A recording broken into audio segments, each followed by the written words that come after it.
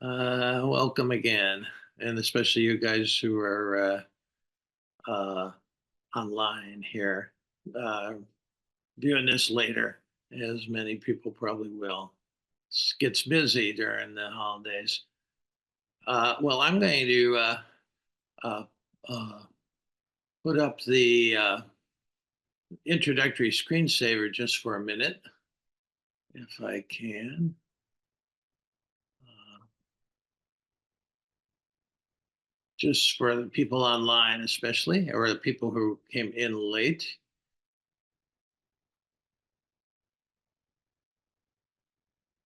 Yeah. There it is. Margot Height is a local artist who now lives in Maryland. Did that for me and years ago, and uh, and that's the title of our talk today. Find your center and be well. All right. Let's see what we can do with that, and then hopefully, yeah, Debbie, just sort of watch as people come in because they may come late in time. Time gets sort of crazy as you get close to this holiday. What I really want to stress and have been stressing uh, for, big time lately, but really for the 4 years plus we've been together is finding your own center of gravity. Uh, and I'm going to try to help you with that today. Um, it may be in a tradition that you were born in, tradition of spirituality you were born into, religion, uh, or it may not. I think of the Dalai Lama. He came to Gethsemane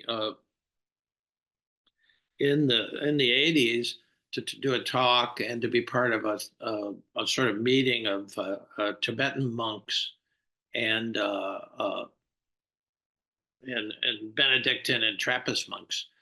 And when he talked, he said, "Look," he said, "I'm not here uh, to tell you that uh, my form of Tibetan Buddhist practice is the best, or even the only way." He said he he he believes though that it is the only way for him. He found his center of gravity there, but he was doing essentially what uh,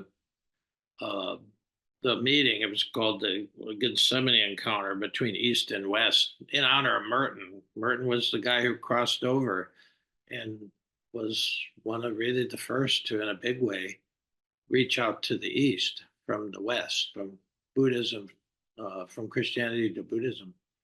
And so again, he said, his center of gravity was this particular practice, which is all he can teach about. But Merton opened him up to the idea that there were other enlightening centers of gravity. In other words, spiritual practices.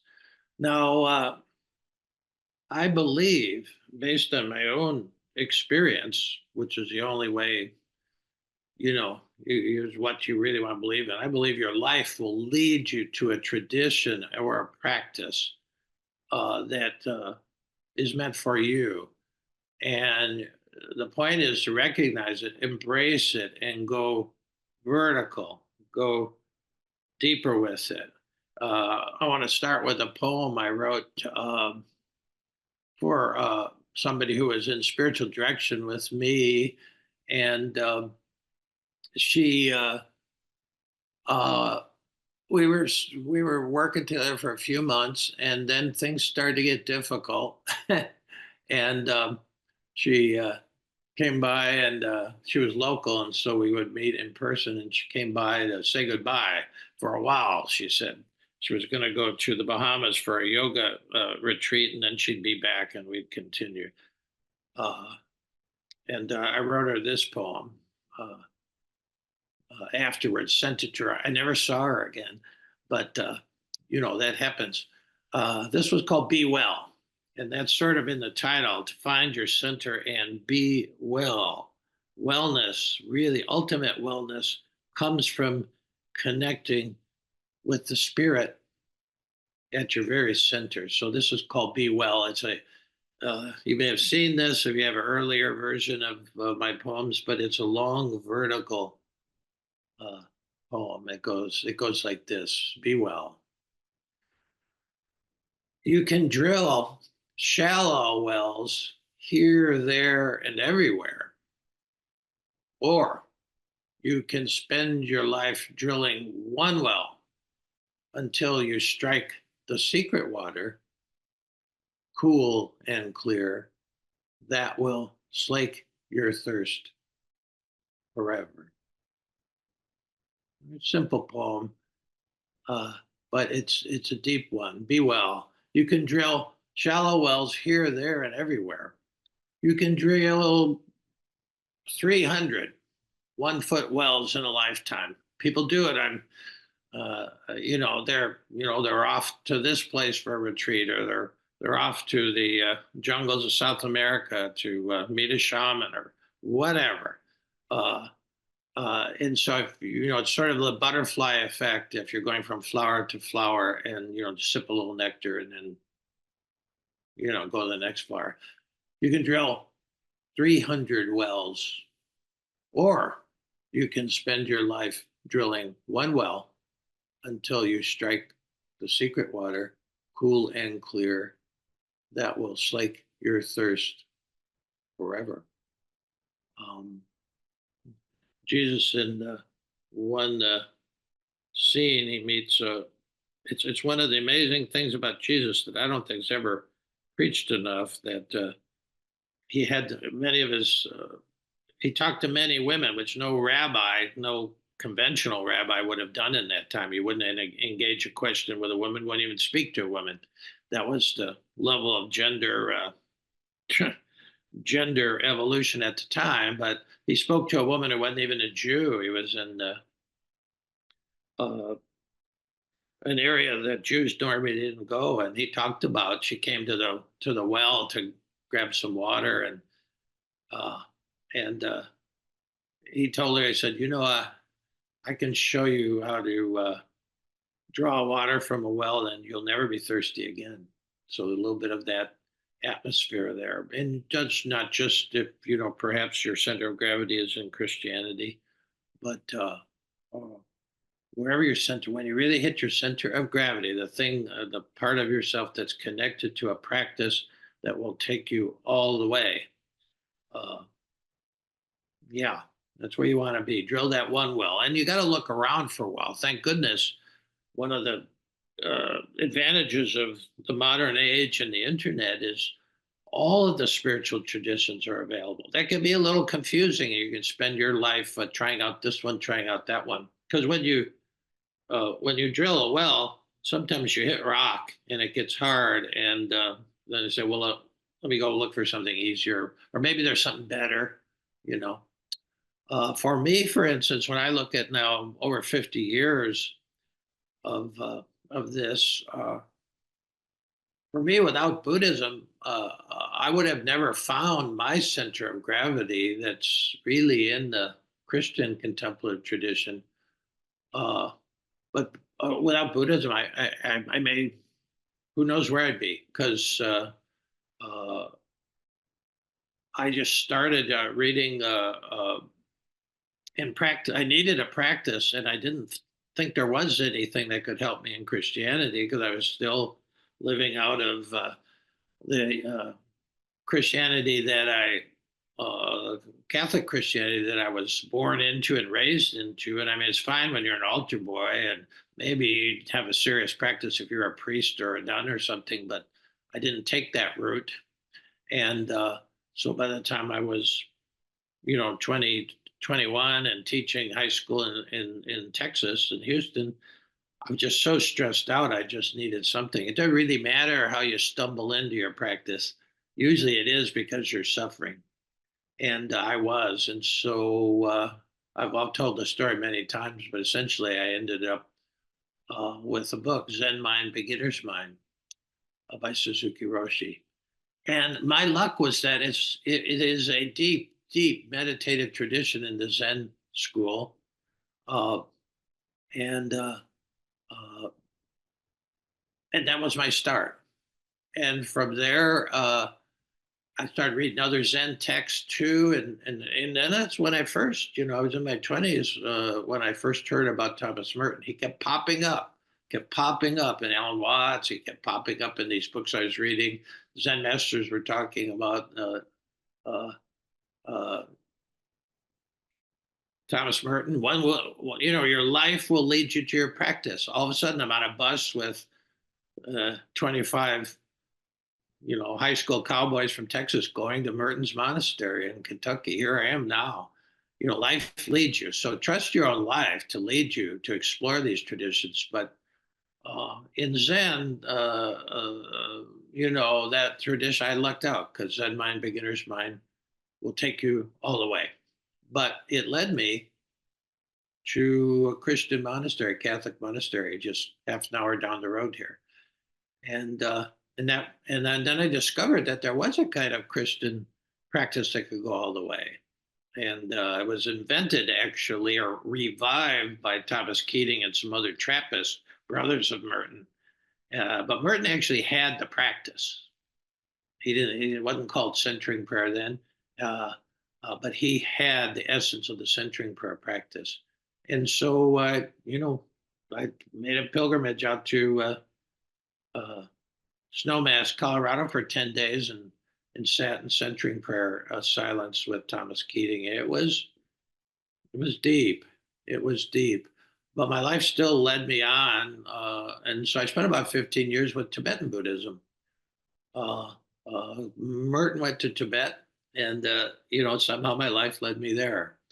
And basically, I was studying in a tradition called Mahamudra with a guy called Reggie Ray.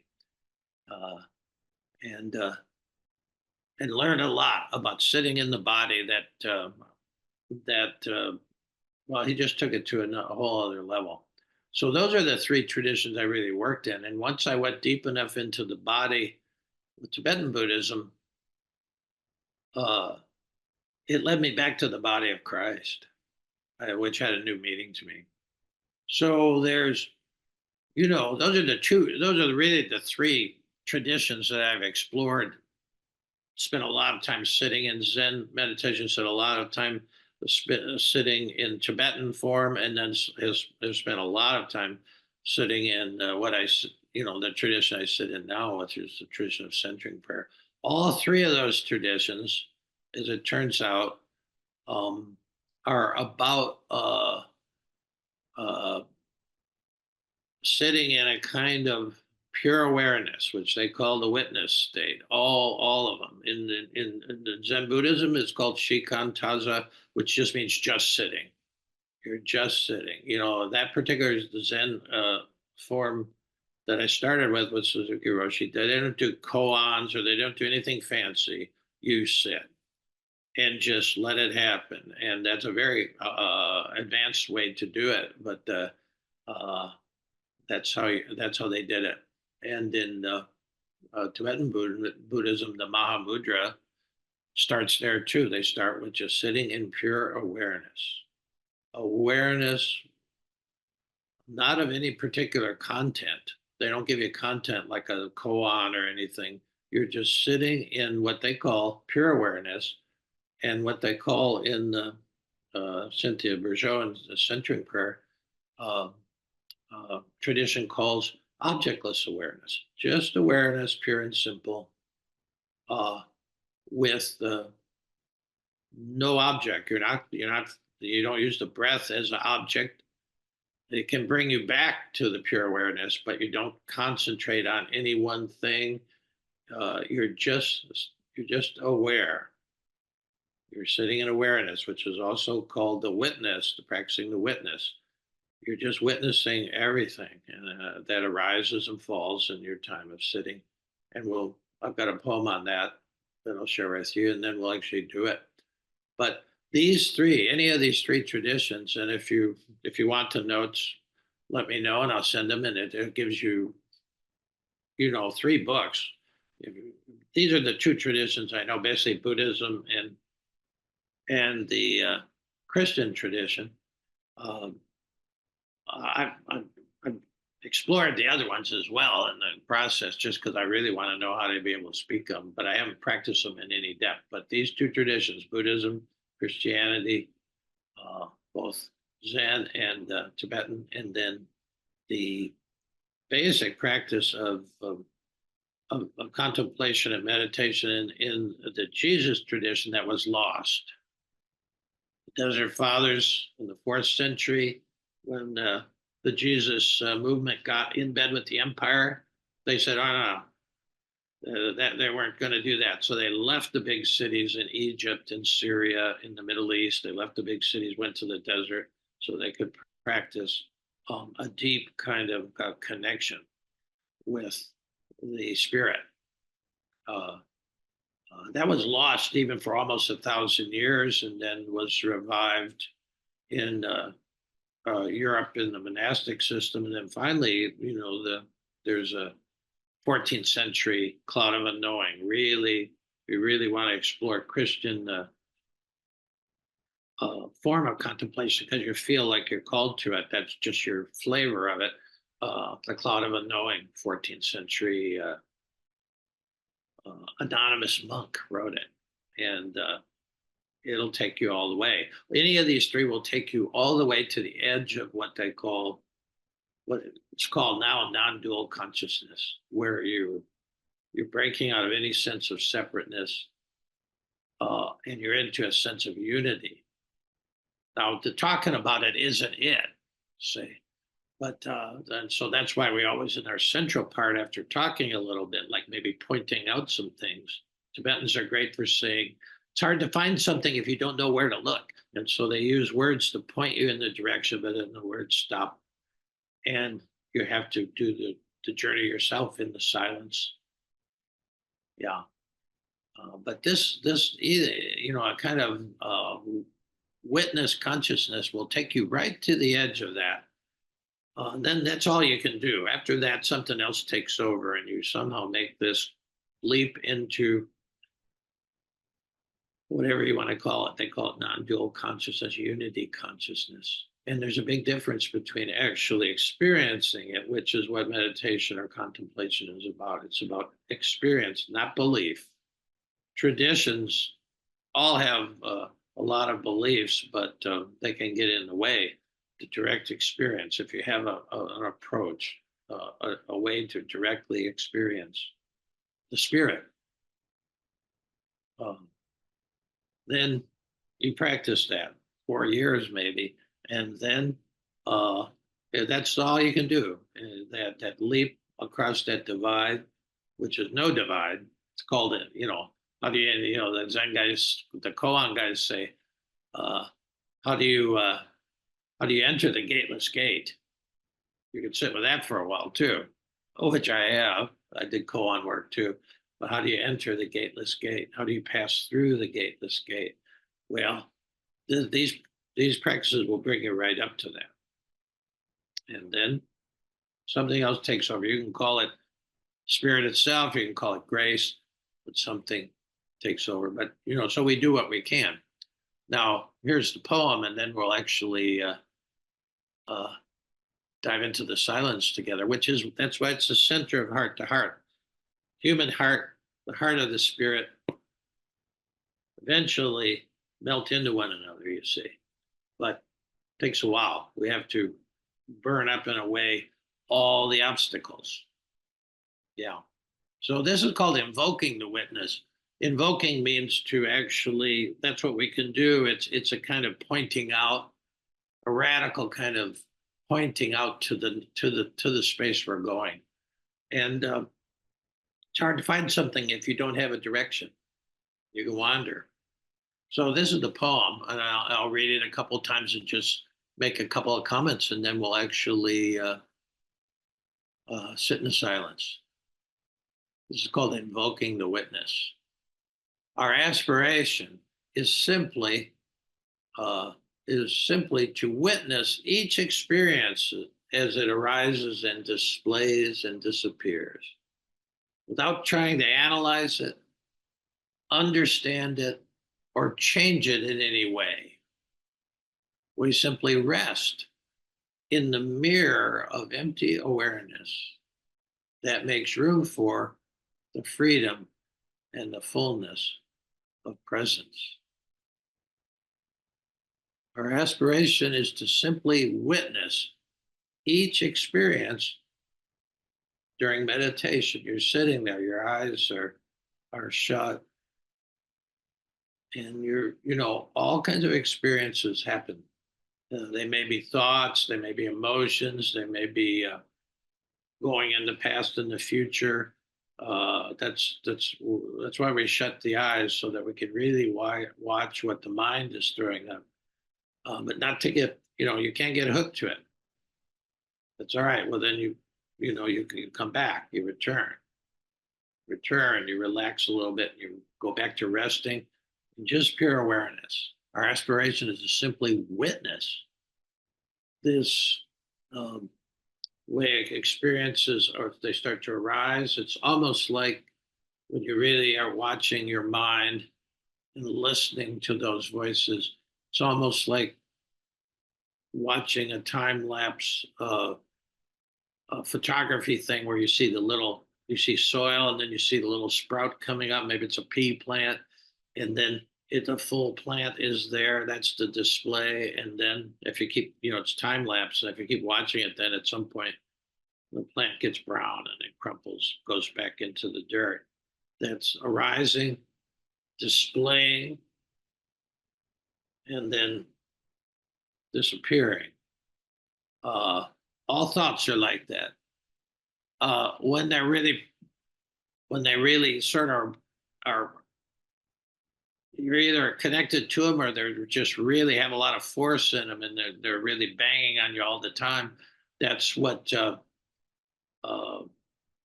neurosis is. In a way, you're fixated on these thoughts, and a lot of them aren't too nice, by the way, in case you haven't noticed. I call them the voices from hell. There's something wrong with you. you know who doesn't have that voice knocking on their door every once in a while? And so it comes up, and you don't do anything about it. You're just witnessing it, and if you witness it, it will arise, it will display, and it will disappear.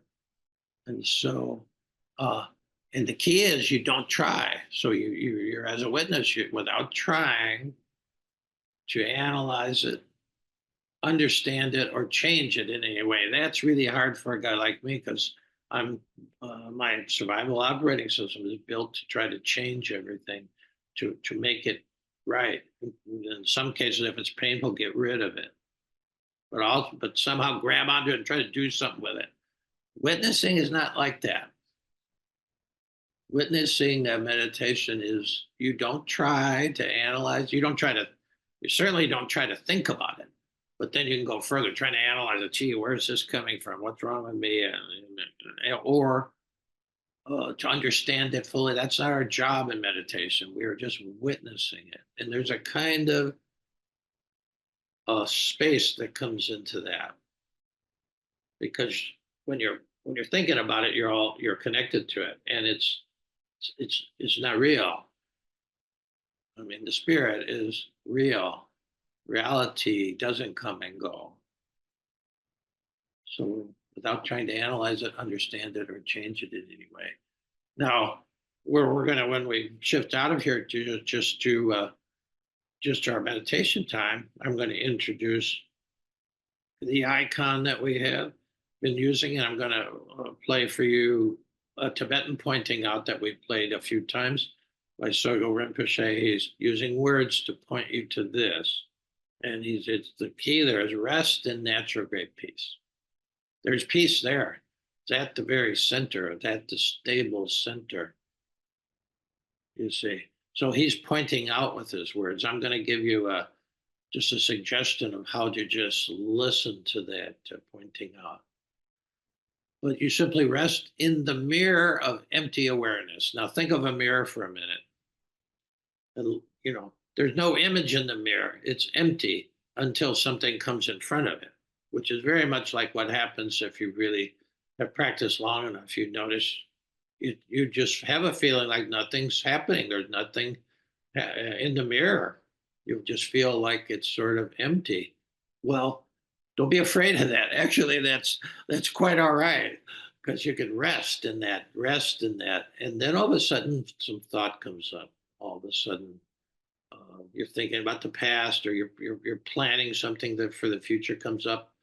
And when you practice enough, you notice it, and you don't get hooked up on it. And if you get hooked up on it, which I will today, I'll get hooked by some thought. Insights are particularly sticky for me because it's hard not to get hooked in something that seems to come out of just total left field, and it's so surprising that you want to analyze it a little bit. You want to remember it. Well, don't I've learned how to just let it go. If it's really an insight, if it's really from the spirit level, it'll still be there. You see, when you open your eyes, that's where right after you see. You have to have that kind of trust that you know you can let it go. You don't. You're just witnessing it, and then the next thing will come usually. And then there's more emptiness. So that's called the mirror of empty awareness. There's a book called The Mirror Mind, which is just about that. Uh, so we simply rest in the mirror of empty awareness. It's it's quite a advanced method, really, to be introducing. Especially some people are just beginning this, but um, these traditions do that. They take the absolute beginner and they say, "All right, this is really, it'll take you to the edge." And it takes a while, but you learn how to just simply rest. Who doesn't need a rest? Who doesn't need to turn off the blender of thinking and planning and worrying? I do.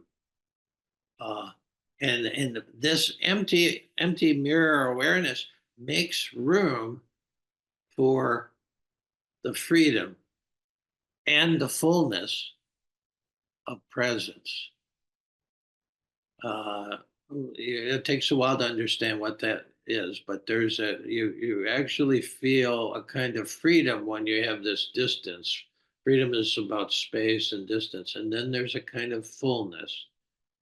And when you feel that fullness, you're no longer in the consumer culture because we consume because we feel something's missing. You see. And when you actually feel that fullness, and we're going to keep going next week, we're going to have quite an interesting pilgrimage uh, in the Zen tradition, but to where what it feels like, how it actually feels when you feel the fullness, and how that turns you into a person of presence, which Buddha was, which Jesus was, which St. Francis was, which people, the saints and all the tradition, doesn't mean they were holy. Merton, he had terrific presence. He had reached that freedom and fullness that combines to be, you become a person of presence, which really is the only, anything, all the masters and all the traditions, it's not so much what they teach, it's that the presence is felt, you know. Well, I think that's enough for now. Uh, we want to switch over and do some sitting. So you can maybe turn that off, Debbie. If I knew how, I would. Oh, yeah, I forgot. All right. Yeah, that's right. I forgot that.